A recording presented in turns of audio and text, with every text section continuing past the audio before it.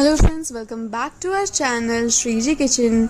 आज हम देखने वाले हैं साबूदाना का खीर कैसे बनाते हैं। साबूदाना का खीर आप फास्टिंग में भी बना सकते हैं। बहुत ही टेस्टी और बहुत ही आसानी से ये बन जाता है। तो देखिए फ्रेंड्स कैसे बनाते हैं। पहले हम साबूदाना को भिगो के ले लिया है हमने 1 घंटा। फिर उसको इलायची को और 3 इलायची हमने लिया है और बादाम और काजू को हमने कूट कर ले लिया है। यहाँ पे हम दूध ले लेंगे, दूध को हम उबाल देंगे अच्छी तरह से। जब इसमें उबाल आ जाए तब हम इसमें जो साबूदाना हमने जो फुला कर रखे थे वो इसमें डाल देंगे।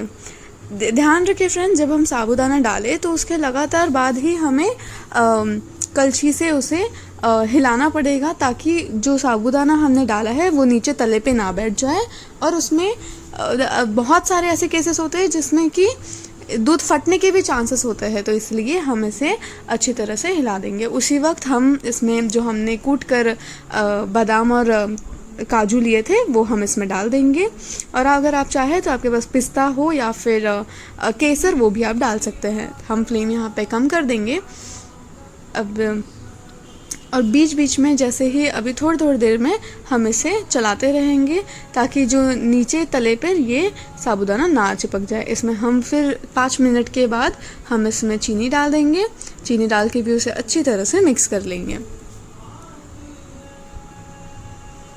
नीचे पूरे कलछी को पूरे नीचे तक ले जाके फिर हमें इसे मिक्स करना पड़ेगा, ताकि साबूदाना हमारे नीचे ना लग जाए। आप देख सकते हैं इसकी कंसिस्टेंसी। ये 10 मिनट बाद, मतलब बीच बीच में चलाते हुए हमने देखा है 10 मिनट बाद अब हमारा साबूदाना ऐसा कुछ है कंसिस्टेंसी। इसी तरह से हमें रखना है। बहुत ज़्यादा पतला भी नहीं रखना है, बहुत ज़्यादा गाढ़ा भी नहीं रखना है, क्योंकि जब इसे आप फ्लेम बंद करेंगे ये अपने आप गाढ़ा हो जाता है। तो इसलिए यह हमारा साबूदाना बनकर रेडी हो चुका है। बहुत ही आसानी से, बहुत जल्दी बन जाता है। यह हमने 10 मिनट में हमारा ये साबूदाना का खीर बन गया है। हमने फ्लेम बंद कर दिया है।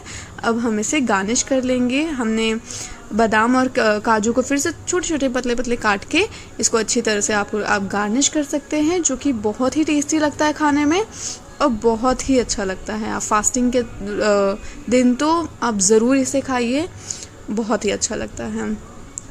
So thank you friends. अगर आपको ये वीडियो अच्छी लगी हो तो do like, share and subscribe to our YouTube channel Shreeji kitchen. Thank you.